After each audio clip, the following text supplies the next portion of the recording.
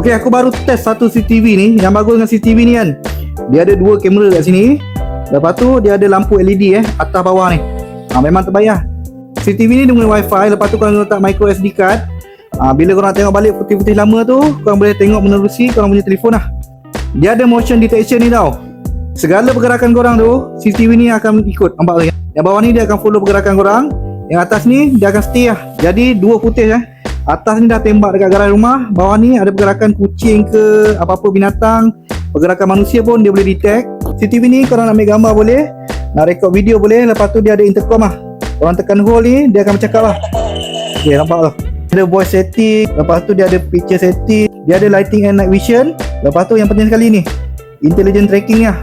Dia punya gambar pun memang clear lah.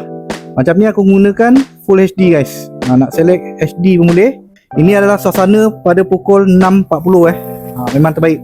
Untuk keselamatan rumah korang kan, nak pantau rumah, harga dia memang murah, korang boleh tekan link kat bawah.